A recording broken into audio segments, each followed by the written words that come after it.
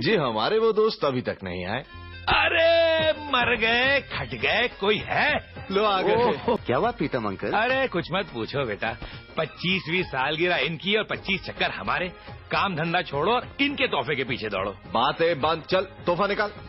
देखा भाभी आया ना पॉइंट पे। अरे निकाल। सॉरी एवरीवन, मैं एक इम्पोर्टेंट फोन कॉल कर रहा था। Important phone call? ओहो, सगाई के बाद इम्पोर्टेंट फोन कॉल समझा करो यार। लीजिए, ये तो सो गए।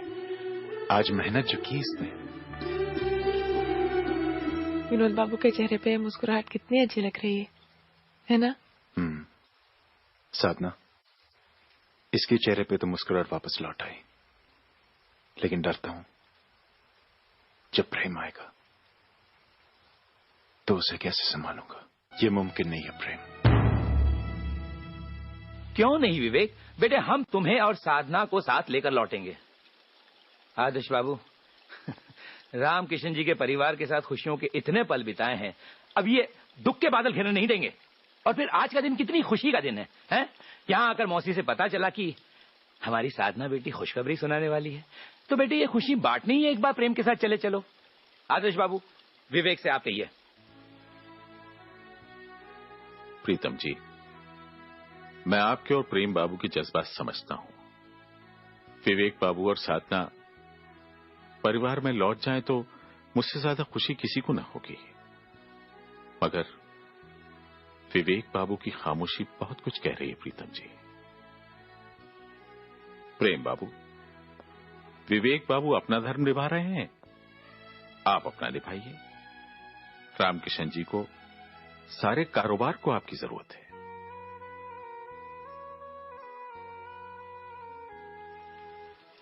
मौसी जी, ये रामकिशन जी के संस्कार ही तो हैं, जिसकी बुनियाद पर देखिए दो भाई आज एक दूसरे की खुशी के लिए लड़ रहे हैं।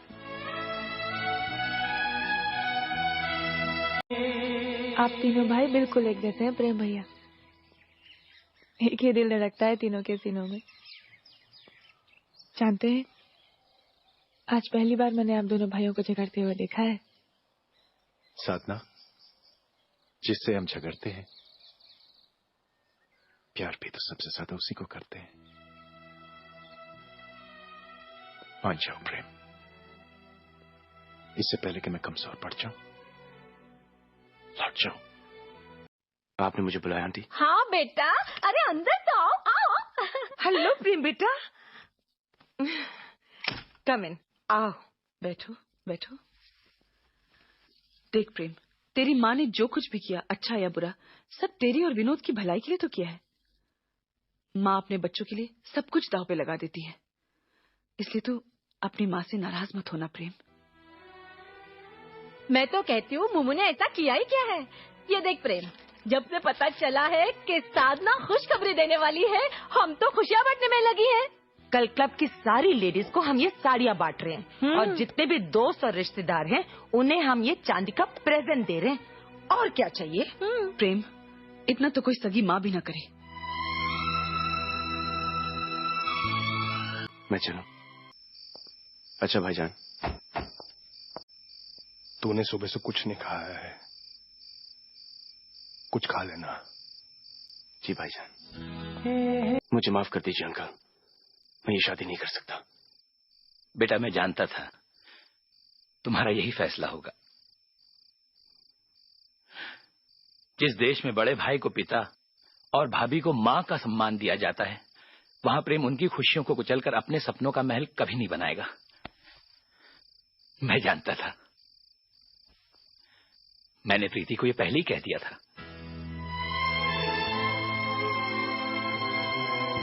चला आया, अपनी माँ से एक बार भी नहीं पूछा कि मेरा कसूर क्या है।